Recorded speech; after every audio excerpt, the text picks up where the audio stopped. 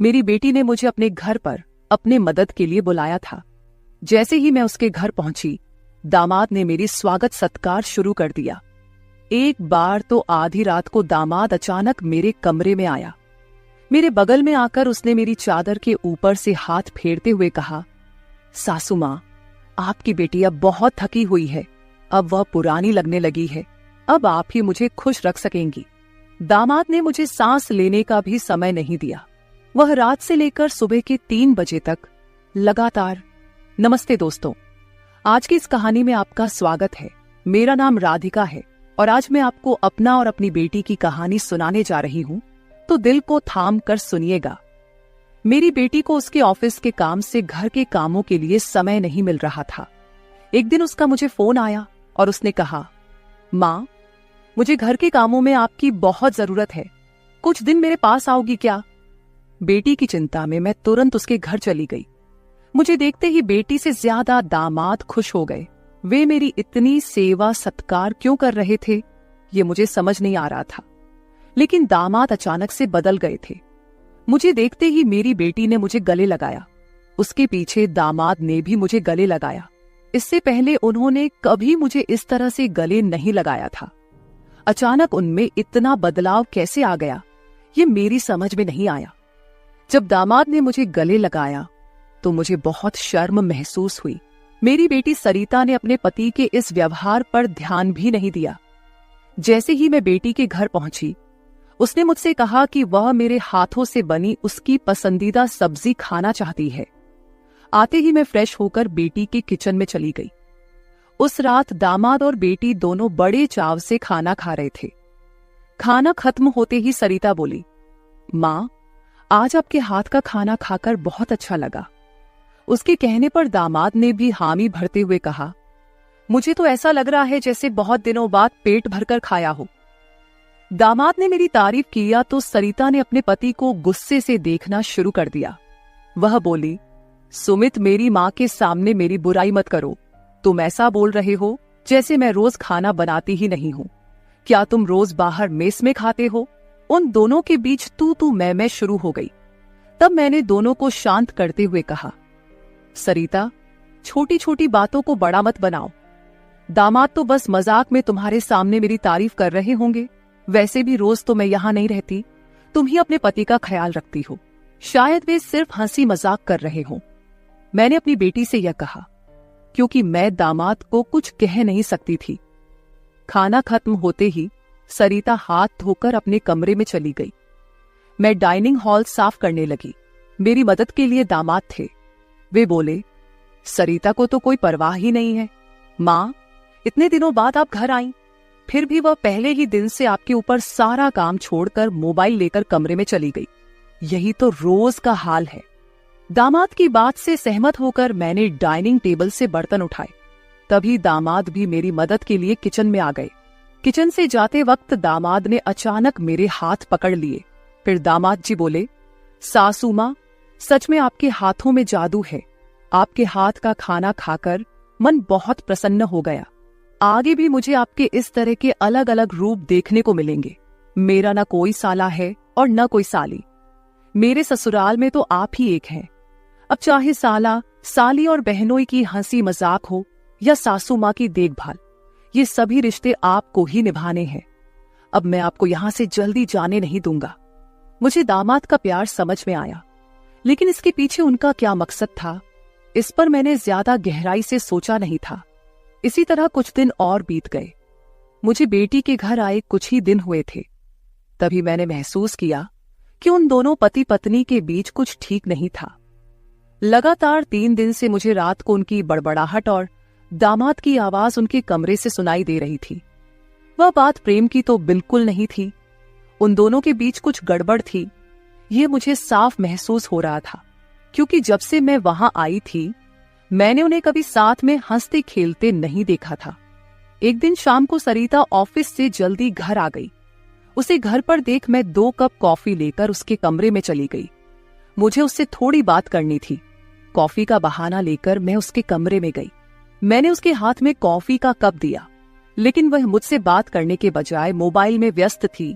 तब मैंने उसका मोबाइल खींचते हुए बोली, सरिता, क्या मुझे यहाँ बुलाने का मकसद यही है कि मैं तुझे मोबाइल खेलते हुए देखूं? मैं आई हूं और तू मुझसे 2 मिनट भी बैठकर बात नहीं कर रही। अरे 2 शब्द मां से तो बोल, और अगर तुझे बात नहीं करनी तो मुझे तुझसे बात करनी है। जैसे ही मैंने उसका मोबाइल छीन लिया, उसका ध्यान मेरी ओर हो गया। वह बोली, बोलो मां, तुम्हें मुझसे क्या इतना जरूरी बात करनी है? तब मैंने उससे कहा, सरिता, तू खुद को इतनी कूल दिखाती है, क्या सच में तू वैसी ही है? क्या सच में तुम्हारे घर का माहौल इतना कूल है? मेरी बातों पर सरिता के चेहरे पर एक सवालिया निशान उभर आया। वह बोली, मां, तुम क्या बोल रही हो? मुझे तो कुछ समझ में नहीं आ रहा। जो बोलना है सीधे बोलो। अब तुम टीचर नहीं हो और ना मैं तुम्हारी स्टूडेंट, जो तुम मुझसे इतने सख्ती से बात कर रही हो। सरिता के कंधे पर हाथ रखकर मैंने उससे कहा, अरे पिछले 3 दिनों से रात को मुझे तुम्हारे कमरे से तुम दोनों की बड़बड़ाहट सुनाई दे रही है। क्या तुम दोनों के बीच सब कुछ ठीक है? अभी तुम्हें बच्चा भी होना है। अभी से ही तुम्हारे बीच अनबन शुरू हो गई है। अभी तो तुम्हें साथ में पूरा जीवन बिताना है। ये सही तरीका नहीं है। मेरी बातों का जवाब देते हुए सरिता बोली, मां, मुझसे कहने के बजाय समीर से कहो, क्योंकि हमेशा वही झगड़ा शुरू करता है। उस दिन भी देखा ना, कैसे वह खाने की टेबल पर मुझे कुछ भी बोल रहा था। फिर वह बोली, मां, अब तुम ही बताओ, मैं ऑफिस में भी थक जाती हूं। ऊपर से घंटों ट्रैफिक में फंसकर घर आना पड़ता है। अब 3 दिन से तुम घर आई हो तो मुझे थोड़ी राहत मिली है, नहीं तो रोटियां बेलते वक्त भी मेरी आंख लग जाती थी। अब इतनी थकान के बाद भी मैं समीर को कैसे समय दूं? समीर तो कुछ समझने को तैयार ही नहीं है। और वैसे भी तुम्हें यहां बुलाने का आइडिया उसी का था। वह कह रहा था कि सासू मां के आने से तुम्हें भी थोड़ा आराम मिलेगा। तुम यहां आई हो तो उसकी खाने की शिकायतें भी थोड़ी कम हो गई हैं। नहीं तो हर बात में ये ऐसा और वो वैसा ही चलता रहता था। तुम्हें बुलाने से पहले वह कह रहा था कि जब मेरी सासू मां आएंगी तो मैं उनसे सारी ख्वाहिशें पूरी करवाऊंगा। अब तुम्हारे दामाद को तुमसे क्या ख्वाहिशें पूरी करवानी है, ये तुम ही देख लो। उसकी शिकायतों से तो मुझे थोड़ी राहत मिल गई है। सरिता की बातें सुनकर मुझे लगा कि सच में उसे काम से समय नहीं मिल पाता होगा, इसलिए समीर को खाने पीने की परेशानी हो रही होगी, और शायद इसलिए उन्होंने मुझे कुछ दिनों के लिए बुला लिया होगा। लेकिन दामाद को मुझसे और भी ख्वाहिशें पूरी करवानी थीं, इसका मुझे कोई अंदाजा नहीं था। सरिता की बातें सुनकर मुझे लगा कि उनके बीच सामान्य झगड़े हैं जो वे खुद सुलझा लेंगे। इसीलिए आगे मैंने सरिता को और नहीं समझाया। जैसे ही मैं उसके कमरे से बाहर निकली, मुझे दामाद की गाड़ी का आवाज सुनाई दिया। उस दिन समीर भी जल्दी घर आ गए थे। उन्हें घर में देखकर मैंने कहा, आज आप जल्दी आ गए, चलो अच्छा हुआ। आज तुम दोनों बाहर जाकर डिनर कर लो, घर में संभाल लूंगी। उन्हें थोड़ा बाहर घूमने फिरने का मौका मिलेगा, इसलिए मैंने उन्हें डिनर के लिए बाहर जाने को कहा। लेकिन दामाद ने कहा, सासू मां, होटल जाने की जरूरत नहीं है। आज मेरे बॉस का 50वां जन्मदिन है। बॉस ने जन्मदिन के मौके पर एक 5 स्टार होटल में पार्टी रखी है और हमें खास तौर पर उस पार्टी में बुलाया गया है।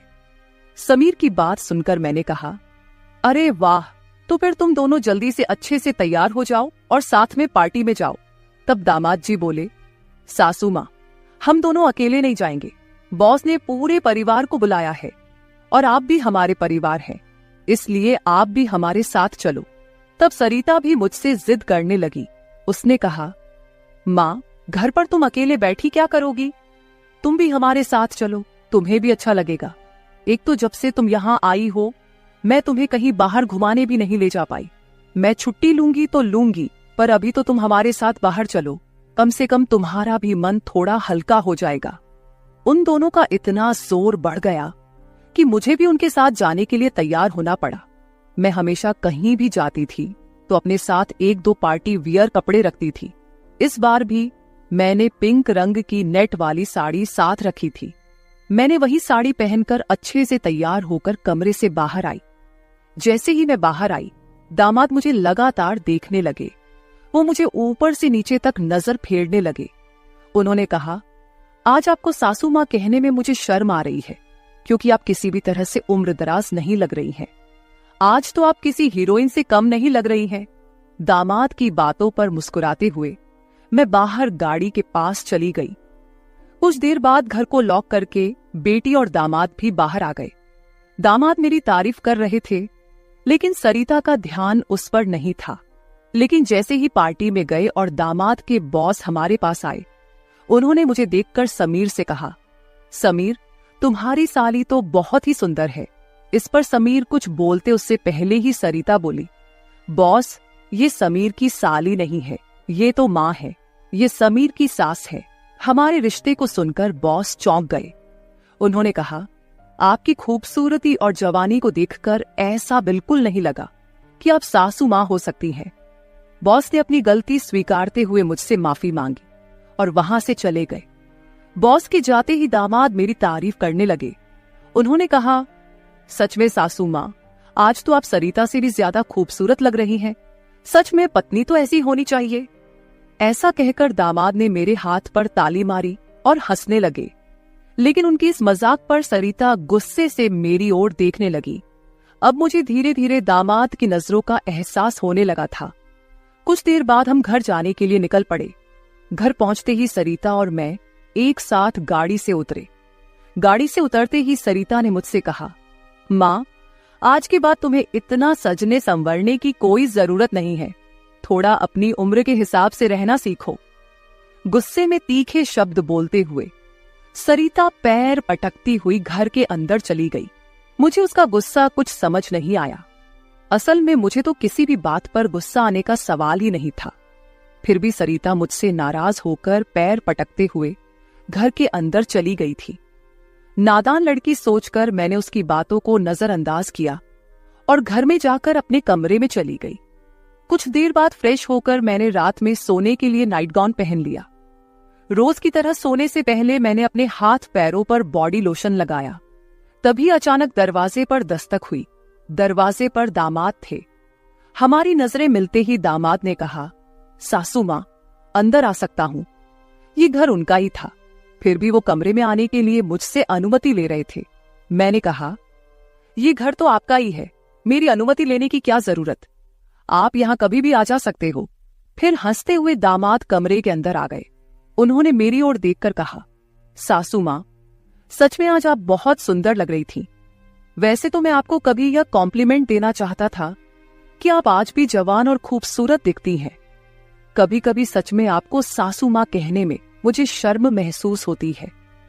कभी कभी तो आपको नाम से बुलाने की इच्छा होती है। सच में आप सरिता की बहन जैसी लगती हैं। बाहर कुछ समय पहले सरिता ने जो गुस्से में आपको कहा, वह सब मैंने सुना। उसकी बातों पर ध्यान मत दीजिए। और हाँ, एक जरूरी बात यह है कि सरिता की बातों को दिल पर लेकर आप अपना रहन सहन बिल्कुल मत बदलिए। आप जैसी हैं बहुत अच्छी हैं।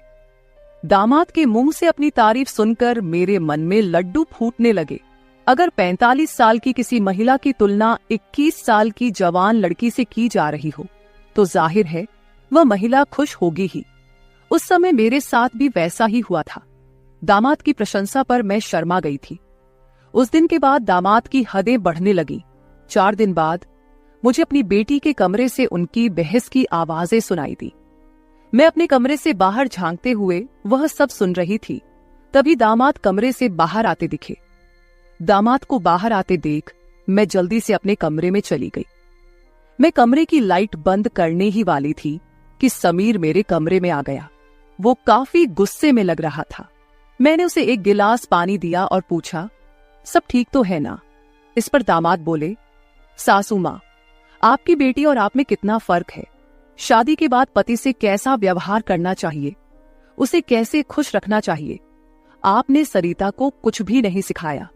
जब भी मैं उसके पास जाता हूं, वह मुझसे एक ही बात कहती है कि मैं बहुत थक गई हूं। आपकी बेटी अब पूरी तरह बूढ़ी दिखने लगी है। उसके सामने आप जवान लगती हैं। कहां आपकी जवानी और कहां सरिता की समय से पहले आई बुढ़ापा। मैंने शांत रहकर समीर की सारी बातें चुपचाप सुनी। उनकी बातें खत्म होते ही मैंने उसे समझाते कहा, दामाद जी, आप गुस्सा मत कीजिए। सरिता अपने ऑफिस के काम में पूरी तरह थक जाती है, इसलिए वह थोड़ी परेशान हो गई है। कुछ दिन आप दोनों बाहर घूमने चले जाइए, सब कुछ ठीक हो जाएगा। काम की भाग दौड़ में खुद के लिए भी समय निकालना जरूरी है। इस पर दामाद बोले, मैं तो सब कुछ करने के लिए तैयार हूँ, लेकिन आपकी बेटी को ऑफिस से छुट्टी लेने की इच्छा होगी, तभी मैं भी उसके साथ कहीं जा सकूंगा। मैंने फिर से दामाद को समझाया और उनके हाथ में पानी का गिलास दिया। दामाद से बात करते हुए अनजाने में मेरा हाथ उनके पैर पर रख दिया गया। अचानक दामाद ने अपने पैर पर रखा मेरा हाथ अपने हाथ से पकड़ा और मेरे हाथ से गिलास को एक ओर रखते हुए दूसरे हाथ से मेरे चेहरे से बाल हटाकर बोले, सासू माँ, आप सच में बहुत सुंदर हैं। आपको देखकर तो सरिता को देखने की इच्छा ही नहीं होती। कहाँ आपके चेहरे का तेज और कहाँ सरिता की झुर्रियां। दामाद मेरे सामने मेरी बेटी की बुराई कर रहे थे। मैंने उन्हें कहा, आप मेरी सुंदरता की तारीफ कर रहे हैं, इसके लिए धन्यवाद, लेकिन जिस लड़की के बारे में आप बुरा भला कह रहे हैं वह मेरी बेटी है, ये मत भूलिए। दामाद बोले, सासू माँ, मैं कुछ गलत नहीं कह रहा हूं, जो सच है वही कह रहा हूं। अब सरिता बूढ़ी दिखने लगी है तो क्या करूं? आपके सामने वह सच में फीकी पड़ती है। आपकी सुंदरता बेहद मनमोहक है। बोलते बोलते दामाद की नजर मुझ पर टिकने लगी थी। तब मैंने उनसे कहा, अब काफी रात हो गई है, आपको जाकर सो जाना चाहिए, नहीं तो सरिता यहाँ आ गई तो वह और नाराज हो जाएगी। मैंने दामाद को जैसे तैसे अपने कमरे से बाहर किया, नहीं तो वह रात भर मेरे कमरे में ही बैठे रहते। खैर, जो भी हो, लेकिन समीर ने मेरी जो प्रशंसा की वह मुझे बहुत पसंद आई। अगले दिन शाम को जब दामाद ऑफिस से घर आए तो उन्होंने कहा, सासू माँ, कल मुझे 2 टिफिन पैक कर दीजिए, और वो भी भरकर। जब से आप मेरा टिफिन बना रही हैं, ऑफिस में मेरी क्रेडिट कुछ ज्यादा ही बढ़ गई है। मेरे दोस्त रोज मेरे टिफिन की तारीफ करते रहते हैं, और आज तो मेरे बॉस ने भी मेरी तारीफ की। सबको लगा कि मेरी पत्नी ने इतना अच्छा खाना बनाया है, लेकिन मैंने सबका भ्रम दूर कर दिया और उन्हें बताया कि यह जादू मेरी पत्नी के हाथों में नहीं, बल्कि मेरी सासू माँ के हाथों में है। कल मेरे बॉस ने आपसे टिफिन मांगा है, और हाँ, टिफिन के साथ आप भी अच्छे से तैयार रहिएगा, क्योंकि बॉस ने आपको भी मिलने के लिए बुलाया है। मेरे दोस्तों को भी आपसे मिलने की इच्छा है। दामाद मेरी तारीफों के पुल बांध रहे थे, तभी सरिता वहीं बैठी थी। बातें करके समीर डाइनिंग हॉल से बाहर चले गए। मैं भी किचन में रात का खाना बनाने जाने लगी। तभी सरिता ने कहा, माँ, तुम्हें अपने दामाद के सामने ज्यादा कूल बनने की कोशिश नहीं करनी चाहिए। मैंने तुम्हें उसी दिन समझाया था कि तुम्हें अपनी उम्र के हिसाब से रहना चाहिए। अब ना तुम नौकरी करती हो, ना पापा है, तो तुम्हें इन सब नखरों की क्या जरूरत है? कल तुम समीर के ऑफिस जा ही रही हो, तो एकदम साधारण और सादगी से जाओ। मुझे तुम्हारा यह टाप टिप रहना बिल्कुल अच्छा नहीं लगता। मेरी अपनी बेटी मुझ पर हुक्म चलाने लगी थी। उस समय मुझे सरिता की बातों पर बहुत गुस्सा आया। मैंने उससे कहा, सरिता, उस दिन मैंने तुम्हें बच्चा समझकर कोई जवाब नहीं दिया, लेकिन अब तुम्हारी हिम्मत बढ़ती जा रही है। याद रखना, मैं तुम्हारी माँ हूं, ये मत भूलना। मुझसे बात करते समय अपनी जुबान का ख्याल रखो। एक बात तो तुम्हें भी अच्छे से पता है कि मुझे हमेशा से टापटिप रहने की आदत है। मैं अपनी आदत किसी के कहने से नहीं बदलूंगी। इंसान जितना अच्छा रहता है उतना ही फ्रेश दिखता है, यही मेरा मानना है। तुम चाहे कुछ भी कहो, मैं अपनी रहन सहन नहीं बदलने वाली। अगर किसी को बदलना है तो तुम खुद को बदलो, अपना चिड़चिड़ा स्वभाव बदलो। कभी कभी तो मुझे लगता है कि तुम मेरी ही बेटी हो या नहीं। उस दिन पहली बार मैं अपनी बेटी से इतने गुस्से में बात कर रही थी। इससे पहले सरिता ने भी कभी मुझसे इतने कटु शब्दों में बात नहीं की थी। इसलिए उससे गुस्सा होकर मैं किचन में चली गई। उस रात खाना खाते समय भी मैंने किसी से बात नहीं की। अगले दिन दोपहर के 1 बजे के बाद मुझे मेरे दामाद का फोन आया, तो मैं तैयार होकर उनके ऑफिस जाने के लिए निकली। शाम को मैं और समीर साथ ही घर लौटे। मुझे और समीर को साथ देखकर सरिता और भी ज्यादा नाराज हो रही थी। अब मुझे उसकी नाराजगी से कोई फर्क नहीं पड़ता था। वो तो अपने पति को भी खुश नहीं रख पाई थी। मैंने भी अब उससे किसी तरह की कोई उम्मीद नहीं रखी थी। लेकिन इधर मेरे दामाद अब मुझसे बहुत अच्छे से पेश आने लगे थे। हर 2-3 दिन में वो मुझसे कहते कि उनके ऑफिस में उनके दोस्तों ने या कभी उनके बॉस ने मुझसे मिलने के लिए बुलाया है। उस दिन भी सुबह नाश्ता करते समय दामाद ने मुझसे कहा, सासू माँ, घर के सारे काम जल्दी निपटा लीजिए क्योंकि आज भी आपको ऑफिस जाना है। मैंने उनकी बात पर सहमति जताई। जैसे ही समीर ऑफिस के लिए निकले, सरिता ने मुझे घेर लिया। उसने कहा, माँ, मैं कुछ दिनों से देख रही हूँ, रोज तुम अपने दामाद के ऑफिस जा रही हो, शाम को उनके साथ हंसती खेलती घर लौटती हो। अब भी तुम दोनों में सास दामाद का रिश्ता बरकरार है या फिर सीमाएं पार हो गई हैं? उस समय सरिता कुछ ज्यादा ही बोल गई थी। मैंने उस पर जोर से चिल्लाई, फिर भी उसे कोई फर्क नहीं पड़ा। उसने कहा, मुझ पर चिल्लाने की बजाय एक बार यह सोचो कि तुम्हारा और तुम्हारे दामाद का रिश्ता किस मोड़ पर जा रहा है। अगर मेरी बात समझ में नहीं आई तो तुम यहां से जा सकती हो। उसकी बातें सुनकर मेरी आंखों से आंसू बहने लगे। मेरे आंसुओं की परवाह किए बिना सरिता ऑफिस चली गई। उसके बाद 5 घंटे बीत गए, लेकिन मैं अपने कमरे में बैठी आंसू बहाती रही। समीर के लगातार फोन आ रहे थे, लेकिन मैंने फोन उठाने से इनकार कर दिया। 5 घंटे बाद मैंने खुद को संभाला और अपना बैग पैक करने लगी। जैसे ही मैं सरिता के घर से निकलने लगी, दरवाजा खोलते ही मैंने देखा कि बाहर मेरा दामाद गाड़ी पार्क कर रहा था। मुझे अचानक जाता देख उन्होंने मेरा हाथ पकड़ा और सीधे घर के अंदर ले आए। कमरे में पहुंचते ही समीर ने मेरा बैग खाली कर दिया। वह बोले, सासू मां, ये क्या हो रहा है? आप बिना कुछ कहे यहां से क्यों जा रही हैं? मैंने उन्हें सरिता की बात कुछ नहीं बताई।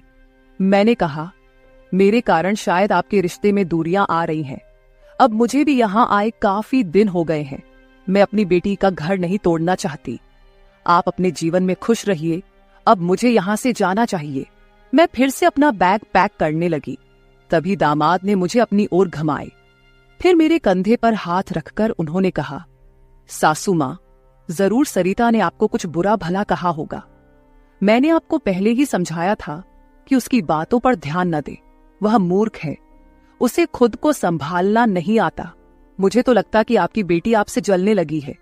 जो लोग जलते हैं वे दुआ नहीं देते, इसलिए आपको भी बेफिक्र होकर ठाठ से रहना चाहिए। समीर मुझे हंसाने की कोशिश करने लगे।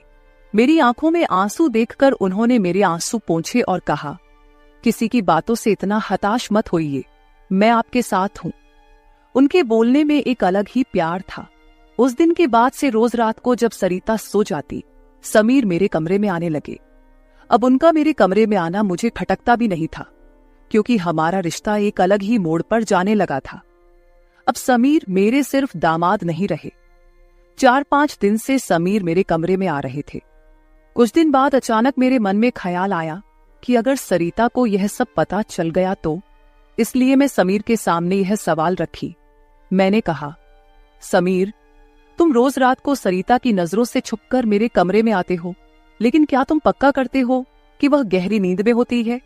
अगर तुम्हारी लापरवाही के कारण सरिता अचानक मेरे कमरे में आ गई और उसने यह सब देख लिया तो क्या होगा?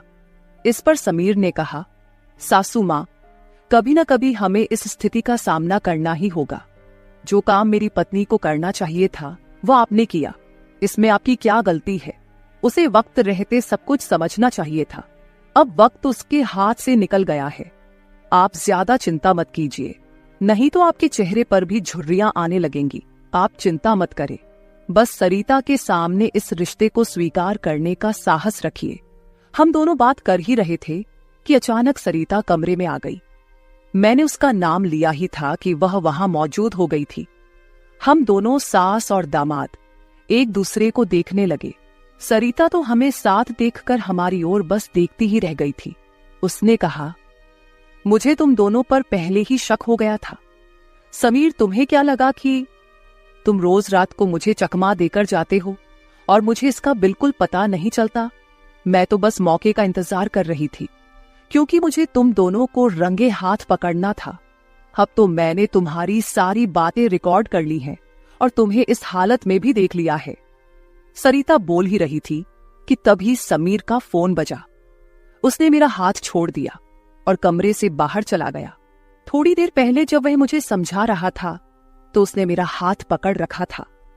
कुछ ही मिनटों बाद वह एक शख्स को लेकर कमरे में वापस आया। वह तीसरा शख्स और कोई नहीं बल्कि समीर का बॉस था। उसे आधी रात को घर में देखकर सरिता चौंक गई। उसने बॉस की ओर देखकर कहा, आप इस समय यहां कैसे? बॉस आश्चर्यचकित होकर सरिता को देख रहे थे। तब सरिता बोली, आप यहां क्यों आए हैं ये तो मुझे नहीं पता, पर मुझे अब एक गवाह मिल गया है। वह बॉस के सामने मेरे और मेरे दामाद के रिश्ते के बारे में बकवास करने लगी। तभी समीर के बॉस यानी रघुवीर जी सरिता की ओर देखकर बोले, सरिता, तुम यह क्या बकवास कर रही हो? तुम्हें पता है तुम अपनी माँ और अपने पति के बारे में क्या कह रही हो? अब तो सरिता और भी ज्यादा बकवास करने लगी। तभी समीर उस पर चिल्लाया। उसने कहा, मैं अभी तक सब सुन रहा था। मुझे पता था कि तुम समझदार नहीं हो, इसलिए मैंने तुम्हें कुछ नहीं बताया, लेकिन अब तुम बॉस के सामने कुछ भी बकवास करने लगी हो। शायद अब तुम्हें सच बताने का समय आ गया है। मैं समीर को शांत रहने के लिए कह रही थी, लेकिन उसने मेरी एक न सुनी। वह बोला, माँ, अब और कितने दिन आप यह सब बातें छुपाकर रखेंगी? इस तरह मन मारकर जीवन को सुखमय नहीं बनाया जा सकता। जीना है तो खुले दिल से जियो। आपको किसी से डरने की जरूरत नहीं है, क्योंकि आपने कोई अपराध नहीं किया। समीर ने सरिता से कहा, सरिता, पिछले कुछ दिनों से मैं इस कमरे में आ रहा हूं, ये सच है, लेकिन मैं इस कमरे में क्यों आ रहा था, इसका कारण वो नहीं है जो तुम सोच रही हो। इसका असली कारण कुछ और ही है। मैं यहां इसलिए आता था ताकि अपने बॉस को तुम्हारी माँ के कमरे में सुरक्षित छोड़ सकूं। मैं तुम्हारी माँ के साथ नहीं बल्कि मेरे बॉस होते थे। जिस दिन हम बॉस के जन्मदिन की पार्टी में गए थे, उस रात जब हम पार्टी से घर लौटे थे, तो मैंने तुम्हारी माँ को उनके कमरे में रोते हुए देखा था। उसी रात बॉस ने मुझसे तुम्हारी माँ का फोन नंबर भी लिया था। उस रात बॉस बार बार तुम्हारी माँ को फोन कर रहे थे। उस रात जब मैं अचानक तुम्हारी माँ के कमरे में गया, तो मैंने उनके फोन में बॉस के कई मिस्ड कॉल देखे। अगले दिन मैंने बॉस से इस बारे में पूछा, तभी मुझे सच्चाई पता चली। एक समय था जब तुम्हारी माँ और बॉस एक ही कॉलेज में पढ़ते थे। इतना ही नहीं, उन दोनों के बीच प्यार भी था, लेकिन घर वालों के दबाव के कारण वे अपना जीवन एक साथ नहीं बिता सके। पर किस्मत ने 30 साल बाद उन्हें एक बार फिर से आमने सामने खड़ा कर दिया। तुम्हारी माँ कुछ बोलने के लिए तैयार नहीं थी, लेकिन बॉस की वजह से मुझे उन दोनों के रिश्ते के बारे में पता चला। तब से मैंने जानबूझकर कभी दोस्तों का बहाना बनाया तो कभी बॉस का, ताकि तुम्हारी माँ और बॉस को एक दूसरे से मिलवा सकूं। धीरे धीरे मैंने तुम्हारी माँ के चेहरे पर खुशी देखनी शुरू की। वह भी अपना पुराना रिश्ता जीने लगी, लेकिन तुमने इसे गलत समझा और माँ पर गलत आरोप लगाए। तुम्हारे आरोपों के बाद तुम्हारी माँ ने घर से बाहर निकलना बंद कर दिया। तब से मैंने इस प्रेमी जोड़े की मुलाकात अपने घर में ही करानी शुरू कर दी। तुम्हारी माँ जानती थी कि तुम इस उम्र में उनके और बॉस के रिश्ते को स्वीकार नहीं करोगी, इसलिए उन्होंने कभी तुमसे खुलकर बात नहीं की। लेकिन अब मुझे लगता है कि उन्हें अपनी जिंदगी का फैसला खुद करने देना चाहिए। सरिता बोली, समीर, तुम मेरी माँ को उनके प्रेम से मिलने के लिए इतना प्रयास कर रहे थे। तुम दामाद होकर भी कोई आपत्ति नहीं कर रहे थे और मेरी माँ को एक बार फिर से जीने का मौका दे रहे थे। मैं आगे बढ़ी और सरिता से आंसू भरी आंखों के साथ बोली, मुझे माफ कर दे बेटी, मुझे इस उम्र में यह सब नहीं करना चाहिए था। मुझे रघुवीर से फिर से नहीं मिलना चाहिए था। लेकिन तू चिंता मत कर, सुबह होते ही मैं यहां से चली जाऊंगी। मैं रघुवीर से कभी नहीं मिलूंगी। इस उम्र में मुझे यह बातें तुम्हारे मुंह से सुनने से पहले ही मैं यहां से चली जाती हूं। मेरी आंखों में आंसू देखकर सरिता बोली, मां, मुझे माफ कर दो। मैंने तुम्हें समझा ही नहीं, ना मैंने कभी तुम्हारे अकेलेपन को महसूस किया। अब वो समय तो बीत गया, पर अगर तुम मेरे लिए जी सकती हो तो फिर मैं तुम्हारी खुशी में क्यों नहीं शामिल हो सकती। तुम्हारे समय में दादा ने तुम्हारी शादी नहीं होने दी होगी, लेकिन अब मैं उनके नक्शे कदम पर नहीं चलूंगी। मैं तुम्हें और बॉस को आपके आगे के जीवन के लिए ढेर सारी शुभकामनाएं देती हूं। बॉस मुझे मेरे पिता के रूप में स्वीकार है। बेटी की सहमति सुनकर मेरी आंखों में आंसू भर आए। रघुवीर भी मेरी तरह ही अपने जीवन में अकेले थे। अगले 3 दिनों के भीतर मेरी और रघुवीर की रजिस्टर्ड मैरिज मेरी बेटी और दामाद की मौजूदगी में हो गई। शायद ये पहली बार हुआ होगा कि एक बेटी ने अपनी मां की विदाई की थी। मेरी विदाई के समय मैंने सरिता को एक सीख दी। मैंने उससे कहा, सरिता, पैसा सब कुछ नहीं होता, इसीलिए हमेशा पैसे के पीछे भागना छोड़कर कभी अपने परिवार पर भी ध्यान देना चाहिए। कर्तव्यों से भागकर ना तो जीवन पूरा होता है, ना ही खुशियां मिलती हैं। अब समय आ गया है कि तुम अपनी जिम्मेदारियों पर ध्यान दो। सरिता ने मुझसे वादा किया कि आगे से वो अपने घर की जिम्मेदारियों को निभाने में पीछे नहीं हटेगी। मेरी विदाई होते ही सरिता ने पूरे 20 दिनों की छुट्टी ली। शादी के 2 साल बाद मेरी बेटी और दामाद एक बार फिर हनीमून पर गए। तो दोस्तों, शादी और प्यार की कोई उम्र नहीं होती। जहां दिल मिलते हैं वहीं रिश्ते भी अपने आप बन जाते हैं। बस जरूरत होती है एक दूसरे को समझने की। तो मेरे प्यारे दोस्तों, यह थी हमारी आज की छोटी सी कहानी। आपको ये कहानी कैसी लगी कमेंट करके जरूर बताएं। अगर आप ऐसी ही और भी इंटरेस्टिंग और रोमांटिक कहानियां सुनना चाहते हो तो चैनल को सब्सक्राइब जरूर कर ले और बेल आइकॉन ऑन कर ले ताकि आप